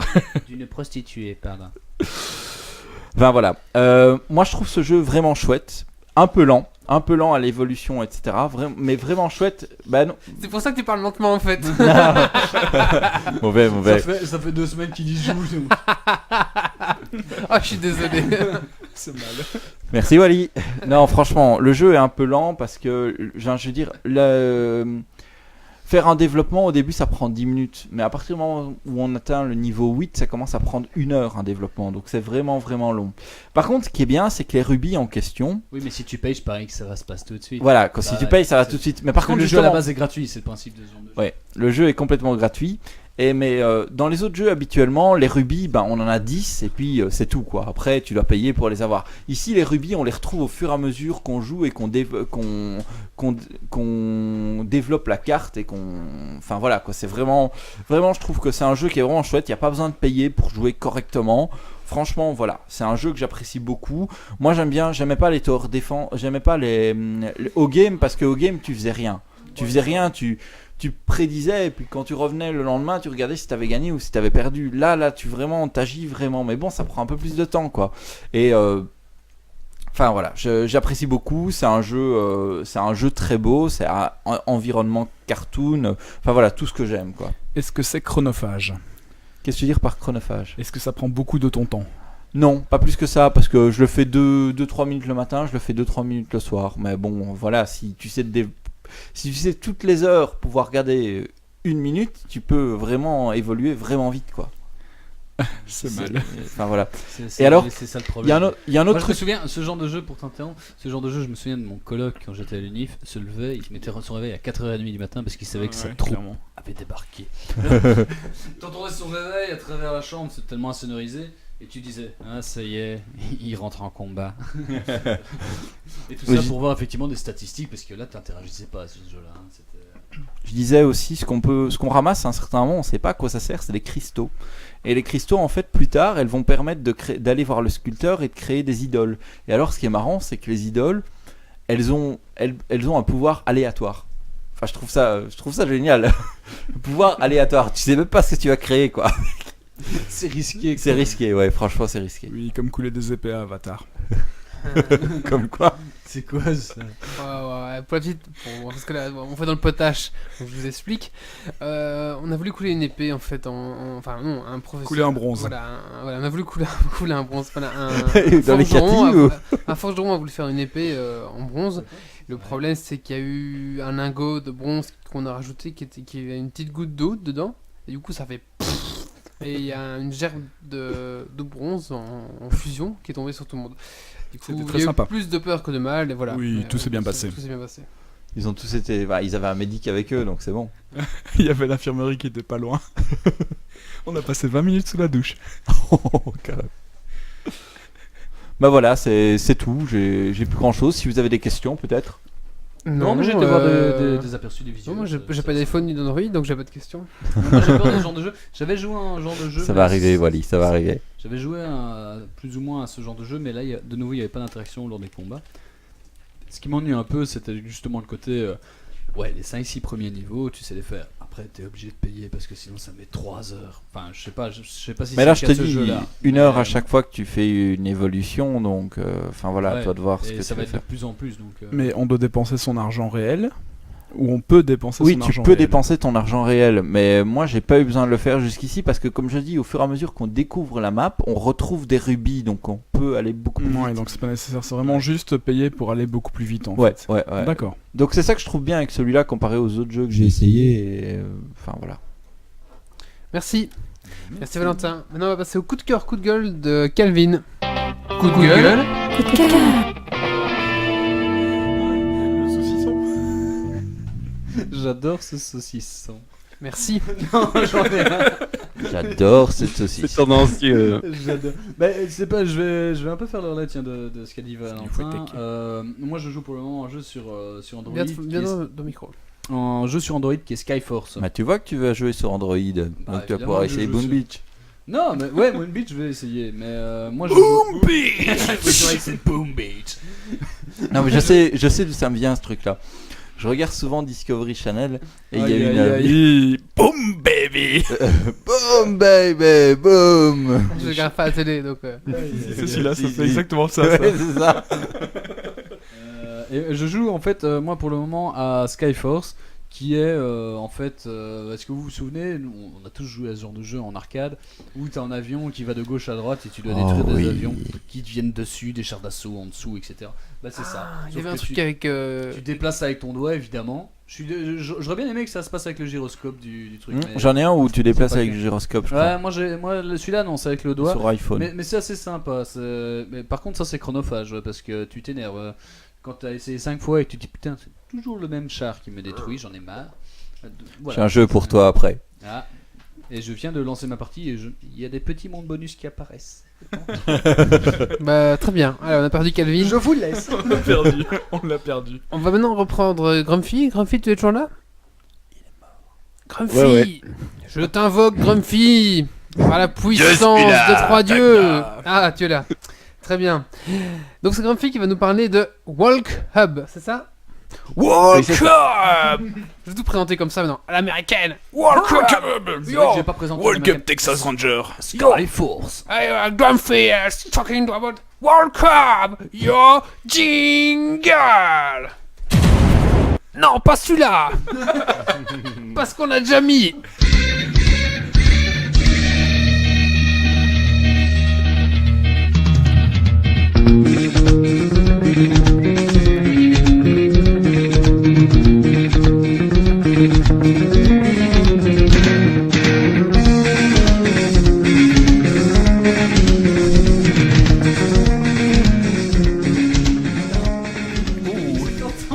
C'est mal. Grumpy. Alors, donc Walk Up. Alors, en fait, quand vous avez réalisé, enfin, tous ici on est informaticiens à peu de choses près, on a tous réalisé des sites ou des applications web où on devait faire une documentation. Et le problème de la documentation, c'est que vous mettez à jour votre site, vous changez votre application web, et ben la documentation, faut refaire les print screens, faut refaire des explications, faut retraduire l'une ou l'autre connerie. Et le but de Walk Up, c'est justement de résoudre ce problème, mais en le faisant de manière automatique. C'est-à-dire que vous allez le faire une fois, en tout et pour tout. Éventuellement, vous allez peut-être devoir repasser sur certaines parties, jamais vous avez des gros changements, mais ça va se faire très simple. Donc en gros, ça se passe comment? Et ce qui est bien avec Walk Up, c'est que vous n'avez pas besoin d'avoir des connaissances techniques. Hein. Vous utilisez votre navigateur web et vous cliquez sur enregistrer une nouvelle session. Vous allez sur votre site web où vous faites tout ce que vous voulez. Vous cliquez à gauche, à droite, et chaque fois que vous cliquez, vous aurez la possibilité de rentrer un petit texte après. Quand vous avez fini, vous cliquez sur stop, et puis après vous changez, vous mettez des petits textes quand il y a besoin, donc sur chacune de vos actions, et vous publiez votre documentation. Et quand il y a des gens qui vont venir regarder votre documentation, en fait, ils auront la possibilité de soit le voir sous forme de screenshot, soit de le voir sous forme de screenshot animé, donc on voit le truc, soit de faire un play comme une vidéo, sauf qu'ils vont être dirigés vers le vrai site web, et ils auront la possibilité, jamais il y a un formulaire, de rentrer leurs vraies coordonnées, pas simplement les coordonnées proposées par ce que vous avez enregistré, mais des coordonnées à eux. Sauf que chaque fois qu'ils rentrent, il y aura un petit cadre qui va se mettre ici vous mettez votre nom, là votre prénom, là votre adresse, enfin ce genre de choses. Et voilà, ça se fait automatiquement et c'est super interactif. Mais surtout, si jamais vous allez autre part et puis que vous revenez là où vous étiez, ou si vous allez autre part et puis que vous allez dans une partie plus avancée, le truc va le suivre. Donc voilà, c'est un truc assez sympa et c'est un projet qui est en cours, donc c'est des bêtas et c'est assez simple à utiliser, quoi. Ça coûte? Donc voilà. Alors, il y a une partie gratuite. Il y a, si vous avez un hébergement, vous pouvez l'héberger vous-même puisque c'est open source. Et si vous voulez pas l'héberger, l'utiliser en mode SaaS. Si vous avez participé à la campagne Indiegogo, vous aviez 50% de réduction. Si vous l'avez pas fait, suivant les options que vous choisissez, ça coûte de $89 à $2000 par an. What? Combien? Ah ouais, quand même. De $89 par an à $2000 par an.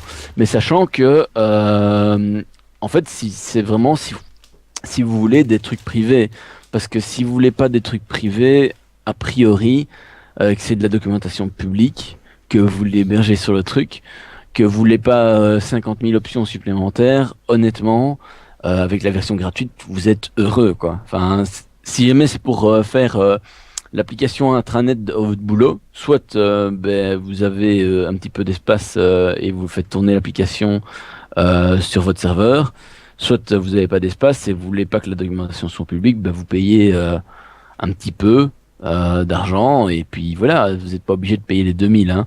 Les $2000 par an, c'est vraiment quand vous voulez le full option, quoi. D'accord.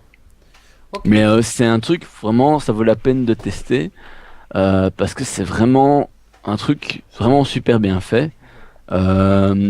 Et c'est encore en cours d'évolution, donc il y a des choses qui fonctionnent pas parfois toujours bien, mais les 3/4 des trucs fonctionnent super bien. Il y a plein d'exemples sur leur site. Je sais pas moi, si vous voulez voir comment faire une donation sur Wikipédia, il y a une vidéo qui l'explique. Comment naviguer dans le site de la Maison Blanche, il y a une vidéo qui l'explique.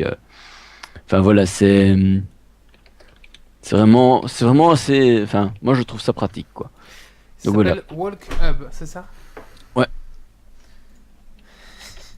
Ok, excuse-moi, c'est Laurent qui me distrait. Merci Grumpy. Merci Grumpy. Voilà. Une application à De rien. tester. Ouais, mais moi ça m'intéresse beaucoup parce que c'est un truc qui me gonfle, c'est faire.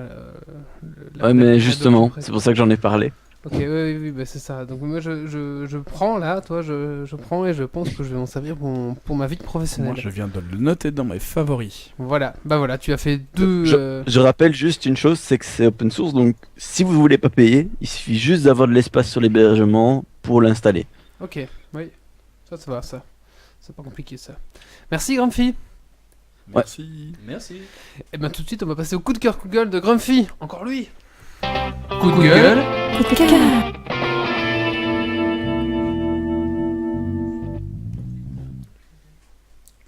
Alors j'ai un coup de cœur, c'est pour un produit qui est en cours de développement, qui est vraiment, pour moi, de la pure science-fiction. C'est une production donc c'est des scientifiques qui ont réussi à produire un organisme végétal qui produit de l'oxygène à partir du soleil. Alors vous allez me dire, ouais, c'est une feuille, quoi, mais en gros c'est l'idée. Ils ont produit une feuille de manière artificielle, de manière reproductible et industrialisable, pour produire de l'oxygène à partir du CO2 et de plein d'autres choses, quoi. Faudrait faire la même Et chose j'ai mis avec l'article sur la chatroom, quoi. Ah oui, d'accord, c'est intéressant en effet. Et enfin voilà, moi je trouve ça super intéressant parce que c'est quand même pour moi de la science-fiction, quoi. Tu prends un jus et tu en fabriques quelque chose utile à l'être humain. Enfin apparemment ça intéresse pas mal la NASA aussi, donc voilà, je trouvais ça vraiment génial et ça me fait rêver. On rêve tous de partir, Grumpy. Ouais.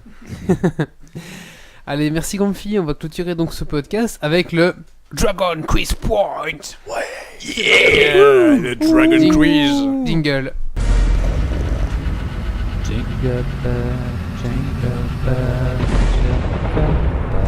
Des hommes, des défis, du suspens, des questions.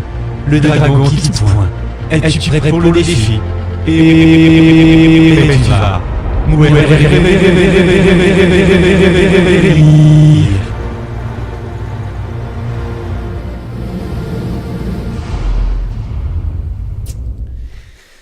attention, Jigon Quiz Point du pauvre, on va dire. Quand je ne prépare pas, je sors mes petites cartes. Mais à la base, je ne vais pas en faire parce qu'on devait juste se retrouver en tête à tête avec Grumpy. Et puis pour finir, les gens se sont rajoutés. Donc, on a pris le Dragon Quiz Point de secours qui est mes petites cartes de secours.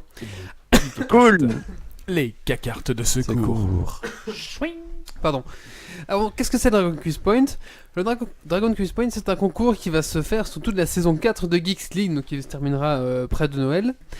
Alors, le vainqueur aura le droit de remporter le ramasse-miettes à tiroir. Et bien sûr, d'autres cadeaux Geeks League, bien sûr. Alors, comment ça fonctionne ? Il y a toujours 2 points attribués à chaque question. 1 point pour les gens qui sont en direct et 1 point pour la chatroom, d'accord ? Grumpy, tu comptes bien sûr pour les gens en direct. Donc il n'y a pas de règle, vous faites ce que vous voulez, internet, Google, votre mémoire, votre chien, votre grand-mère, il n'y a aucune règle, vous faites ce que vous voulez tant qu'il me faut la réponse exacte et précise. Je suis à la virgule près, je suis au... Virgule près. Je suis à l'accent près même, voilà, je suis intransigeant. Donc la première personne qui me donne une réponse sur la chatroom a 1 point, et la personne 42. qui me donne la réponse en direct, donc pour les gens en direct, ont 1 point aussi, voilà. Vous pouvez revoir sous le live le tableau qui reprend l'ensemble des points gagnés depuis le début de la saison. Et voilà. Grumpy, il est en direct ou Grumpy est en direct, oui. Ah d'accord, ok, Oui, parce qu'avec la latence et tout, il pourrait se plaindre. Il a rien du tout, on s'en fout. Il n'attra rien du tout. Si, latence. Alors que Méo, regardez ce petit fourbe de Méo, il a profité pour faire genre oh je suis en vacances et il se reconnecte juste pour le Dragon Quiz Point. Ouais, tiens. Ouais. Ouais, mais il est considéré dans les gens en direct, Méo. Non, il est en chat malheureusement. Ok, c'est parti. Valentin, tu as le choix entre Geek and Popcorn, Geek and Techno, Geek and Strass, Geek and Start, Geek and Chi ou Geek and Collant. Geek and Collant. C'est un truc. J'ai existé avec le Geek Ils and sont Chi. toujours aussi loufoques. Alors, c'est Il vient parti. d'exploser la boîte. Geek and Collant. Il a tout mis par terre en fait. Qui, C'est facile, ça sera mélangé. qui a créé Gaston Lagaffe? Franquin. Non, il y a une réponse précise. Hervé Franquin. Hervé Franquin. Gilbert Franquin. André Franquin. Oui. Ah putain. Tu l'as tapé, tu l'as tapé. T'es pas loin. Non, je connais la réponse, je l'ai dit 3 fois. Non, c'est pas vrai. Bah on t'a pas entendu. Hein. On t'a pas Allume ton entendu. micro. Et 1 point pour Grumpy. Ouais, mais ça Et va. sur la chatroom, bravo on va Grumpy. voir- Le côté accent, là, je suis pas d'accord. C'est quoi? Et je vais rien dire, j'ai dit Franquin Franquin, directement c'est dans la Fra- seconde, dans le Ah. millième de seconde. Personne qui l'appelle André. Moi j'ai dit Hervé. Yves. Ah bah, les gars, faut connaître vos classiques. Hein. C'est RG, ça. C'est un autre. Quel Geek and Techno. Geek Et là, and j'ai Techno, plus de son. ouais, Oh là Geek and là. Ça va être Les grandes compliqué. filles hors jeu, ils comptent pas. Coupez le micro Allez, de Grumpy. Quel Oh, est... t'as perdu. Attention, Attention, je pense que vous allez avoir besoin de Google pour cette réponse. je pense qu'on aura besoin de Google. Quelle est l'immatriculation du premier véhicule se conduisant sans conducteur? Google. 01. Il n'y en avait pas. Ah, c'est possible. Ouais, c'est pas con comme réponse. Non, c'est pas ça. Ouais, mais attends, tu veux le numéro d'immatriculation ou l'origine de la plaque? Genre, elle était Quelle est américaine, c'était une plaque l'immatriculation du américaine. premier véhicule se conduisant sans conducteur? 001. Oui, 1 point pour Grumpy. Salaud. Mince. Mais Mais je Ça l'ai fait dit, deux ouais, oui, déjà. je suis désolé, le premier, il n'y avait pas de plaque. Ça, c'est le premier véhicule immatriculé. Sans conducteur. Alors, ce prototype de Toyota Primus est unique et n'a pas besoin d'intervention humaine pour rouler. Google, son propriétaire, l'a testé sur des milliers de kilomètres sans accrochage. Après l'immatriculation du véhicule obligatoire, la prochaine étape pour Google est de démocratiser ce nouveau type de déplacement. Oui, c'est un Toyota Primus en fait, il transporte de la bière.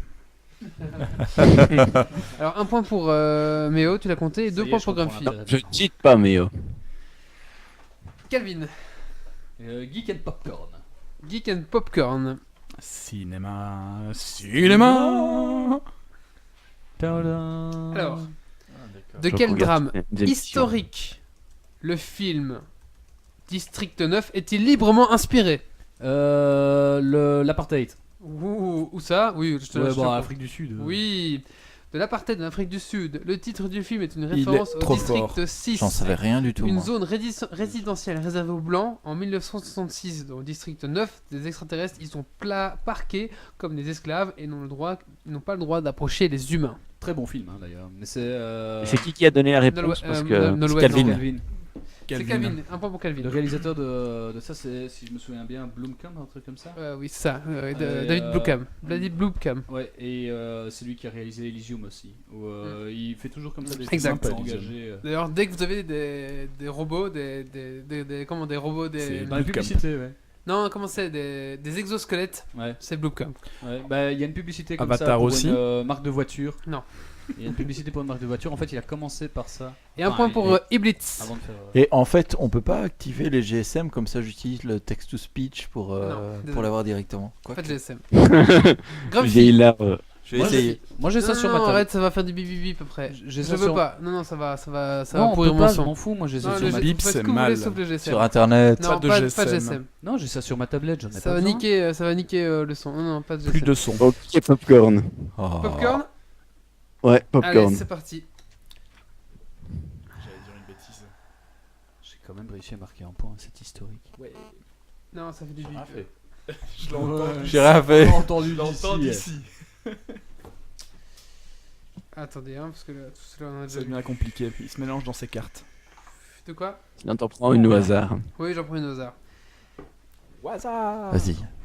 Quelle phrase Kuato, le chef de la résistance, répète-t-il constamment dans Total Recall? On attend que On ça entend tape. les claviers qui tapent. Quelle phrase Kuato, le chef de la résistance, répète-t-il constamment dans Total Recall? Oh putain. Ça fait très longtemps que j'ai plus vu. C'est horrible. Alors, 1. Ouvrez vos yeux. 2. Ouvrez vos âmes. 3. Ouvrez vos pages ouvrez vos livres à la page 7. Ouvrez vos yeux. C'est la deuxième proposition. Ouais, Ouvrez vos âmes. Ouais, mais ça c'est facile parce que il y en a un qui 1, 2, 3, je suis pas Et d'accord. c'est On un ne point valide pour pas ce Grumpy. point. Ouais, on ne valide pas ce point, c'est pour. Si, on valide. Et je l'ai pas trouvé sur le net. Ouais, c'est ça. Bah oui, forcément, t'as dit 2, t'avais une chance sur 3. T'aurais pu dire 2 avant lui. Sachant que la Mais 3 je l'ai était jamais vu. ridicule. Et donc un point pour T'as Grumpy. jamais vu Total Recall? C'est un. Je crois, ouais. C'est foreux Ah, ça. c'est à voir. Ouais, c'est foireux. Allez, on fait un dernier tour mais il y et a eu un c'est remake en Valentin. Ouais, c'est ça. Il y a Meo qui dit qu'on entend les perturbations. Girl and She. Voilà, c'est ce qu'on a allumé sur GSM. Voilà. Girl and Non, She, j'ai pas allumé mon GSM, il est tu l'as éteint. approché. Girl and She. C'est quoi ça? C'était pas moi. Hein. C'est She, c'est comme la fille, tu vois. La fille. Ah, d'accord. Alors, 2 secondes. C'est vraiment un truc de geek ça? Oui, c'est un truc de fille. Et les geeks sont up to date et ont des copines. Hein. Non? Oui. Quel, C'est bon d'être avec un C'est geek. seulement les Geek Level Up, ça. quel site ouais, tout à fait. internet entièrement dédié aux femmes leur permet de mettre des hommes dans leur panier? Adopte-un-mec.com. Adopte-un-mec.com. Oui. Un point pour Calvin. Ils sont trop forts. Adopteunmec.com, il s'agit d'un site de rencontre d'un genre particulier. Ouais, on en a Ce sont les parlé la femmes- semaine. Enfin, oui, au on a numéro parlé avec Mathieu 85. au 85. J'ai un pote qui est. Et ben Bah- je crois que je viens d'exploser le Dragon Quiz. Et un point pour Ibitz. Aussi sur la chatroom. Il y a un décalage je déjà pense, fait. sacré sur YouTube. On passe à notre ami Yves.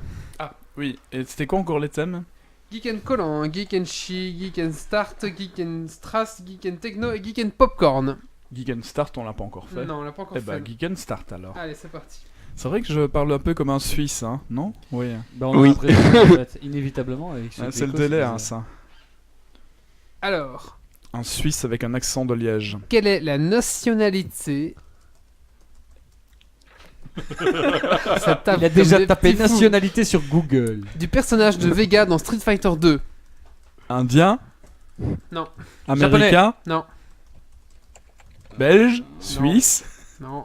Je vous dis Japonais. tous les trucs que Américain. Non. Jupitérien? Quelle est la nationalité du personnage de Vega Espagnol. dans Street Fighter 2? Espagnol, un point pour Oh Grumpy. putain! Ah.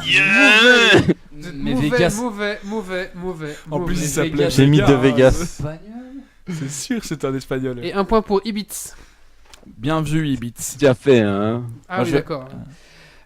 Calvin, Mais je l'ai déjà dit, moi. on refait Ah, on On refait fait un c'est tour, reparti un dernier pour tour, un vas-y, Ah, on mais fait moi deux j'aime bien chacun. le popcorn. Ça me Popcorn. semble- Ah, il me il semble joue Ah dans ouais, son, mais il je joue confirme, il joue dans il y a son du retard arène. dans la hein. vidéo. Je joue pour la gagne. Il joue dans son arène. Alors, Ça veut pas dire charrette, cela dit. en 1994, Tim Burton sort un film à propos de celui qui fut surnommé le plus mauvais réalisateur de tous les temps, mais il est aujourd'hui considéré comme une merde. star du genre nanar. Oh, comment est-ce que ça s'appelle ce truc? Oh putain, Quentin va savoir ça. C'est un film qui n'est qu'en noir et blanc d'ailleurs, avec forcément avec Johnny Depp.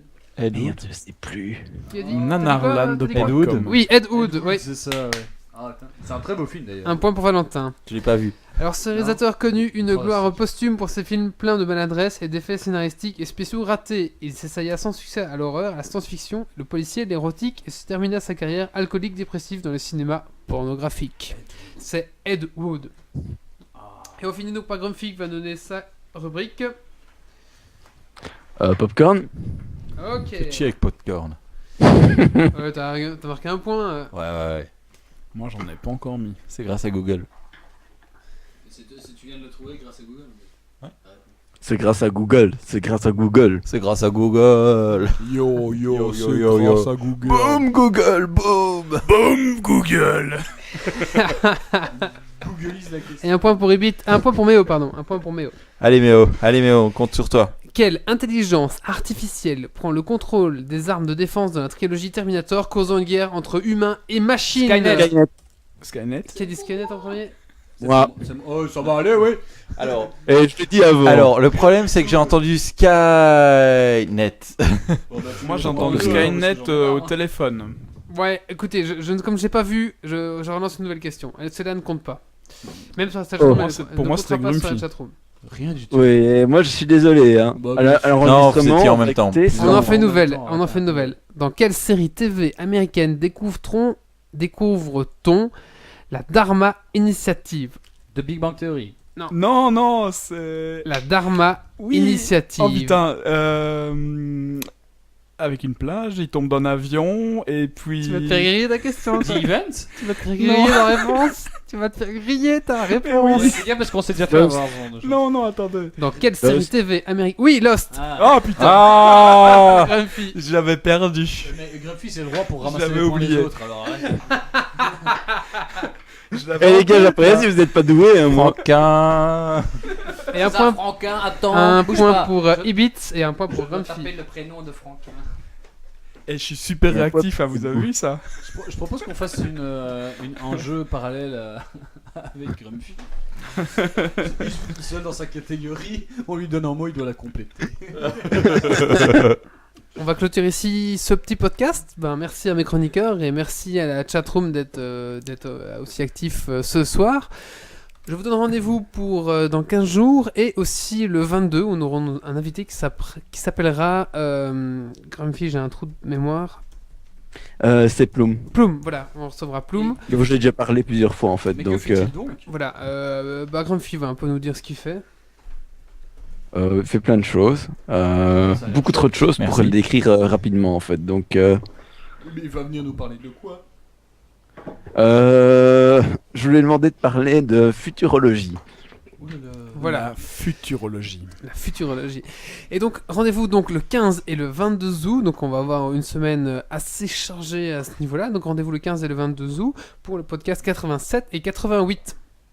D'ici là, je vous dirais que Geeks League, c'est un site www.geeksleague.be avec plein d'actualités. On essaye d'être actif même pendant les vacances. On fait ce qu'on peut. On a une petite boutique si vous voulez acheter un t-shirt, une tasse, un mug, tout ce que vous voulez, Geeks League, n'hésitez pas. On est sur iTunes.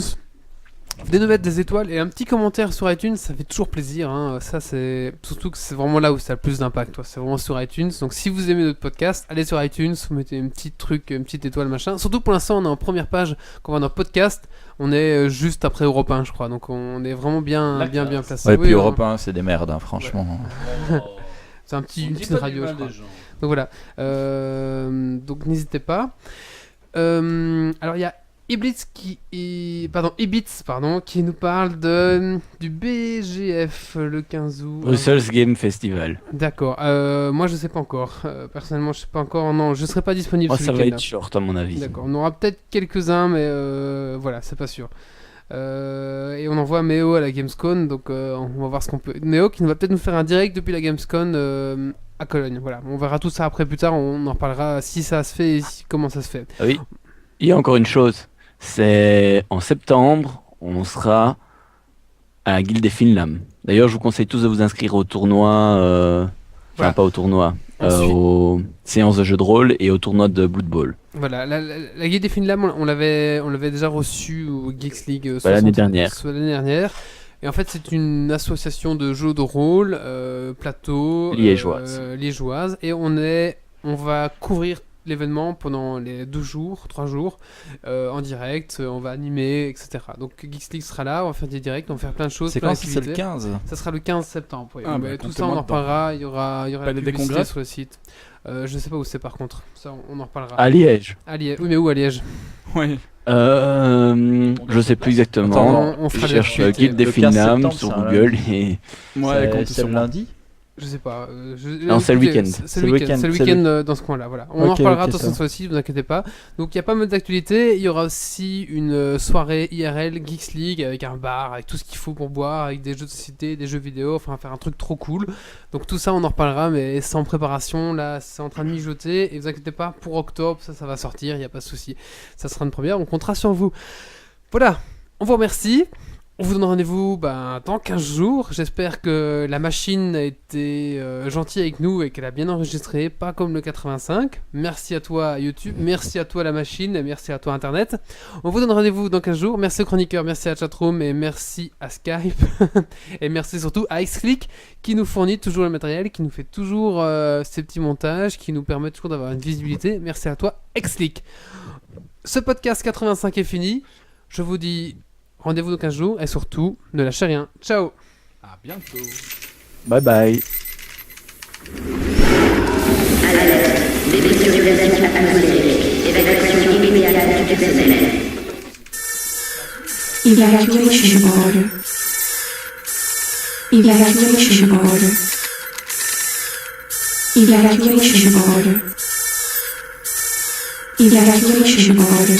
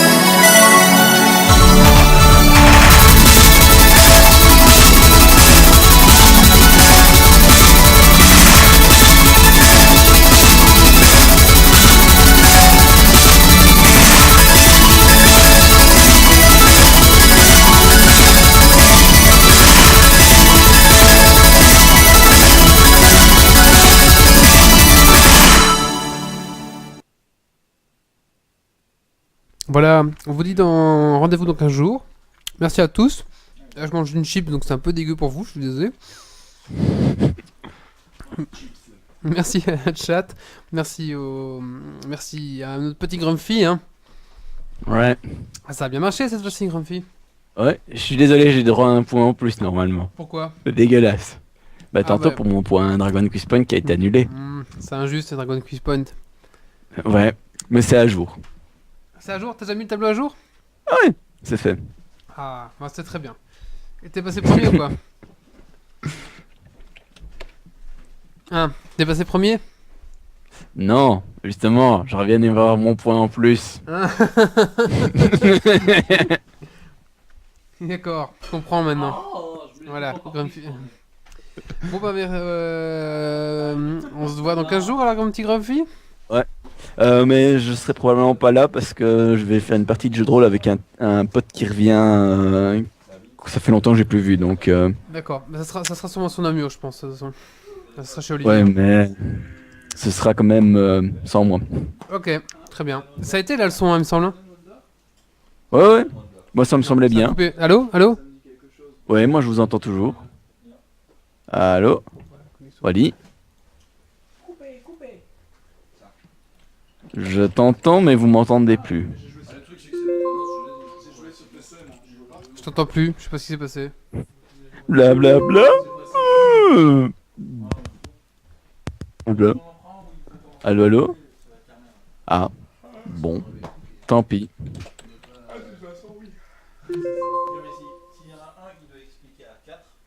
Ouais, bah voilà, ça se crache au bon moment. Allez, je te laisse, hein, Grumpy. Ouais.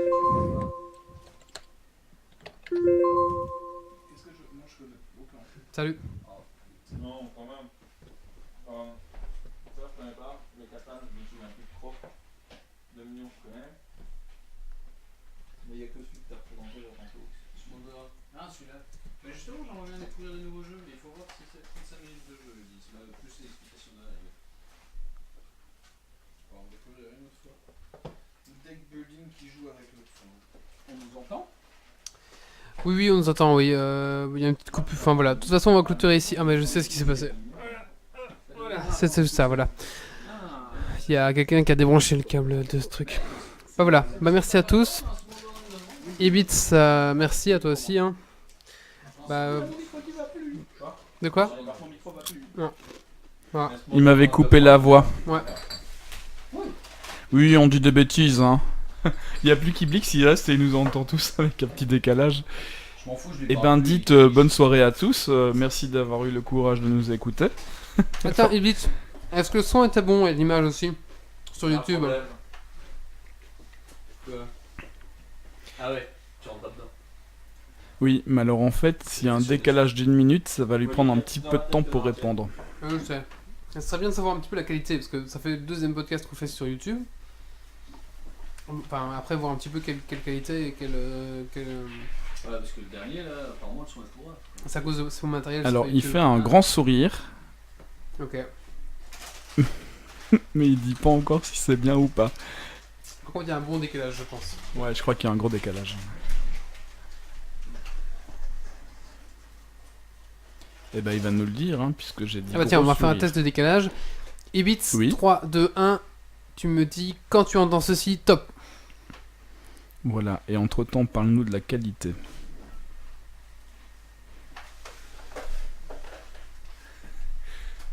C'est paradoxal. Ah ouais, le site c'est YouTube aussi, hein. C'est un embed, oui, c'est pareil en fait. Ah, le son est nickel, merci. Ah, il a pas encore répondu à ton appel. L'image, ça va. Ah ouais, enfin, le cas. Ouais, ouais, il y a un gros décalage. Ça c'est YouTube. Et après, tous les sites ont un décalage. C'est pour ça qu'on fait 2 points différents en fait. Pour, sinon c'est impossible. Ouais, il a pas encore répondu. Ah oui. Top. Ok, d'accord. Ouais, Il y a c'est bien fait, une minute, facile. une minute je pense. Ouais. Une minute de décalage. Merci Blitz. Merci Ibitz. Et bon voilà, je préfère avoir un décalage, avoir du bon son que... Tout à fait. Ouais, même si... C'est Oui, pas grave, hein. une minute. Alors le truc c'est qu'il faut que je me fasse passer pour quelqu'un du Chan quand je suis ici, comme ça je pourrais marquer plus de points au Dragon Quiz Point. Ouais, Il y une a minute. 30 secondes à une minute de décalage. Pour le montage. Pas seulement, pour la censure. Ah, aussi. On censure pas nous. Enfin, Au cas où, Waldi il y en a censure qui pas. diraient des trucs qui ne sont pas permis par la censure américaine, qui est très stricte. Hein. Et du coup, ils ont l'occasion de censurer avant que ça passe. La censure c'est mal. Oui, on mange des chips, hein, désolé, il y en a partout. Et là, on est en train de se demander à quel jeu on va jouer. Ils ont l'air d'être motivés pour Seven Wonders. Je vais couper ici le YouTube. Allez, ciao, merci. Salut! Titi,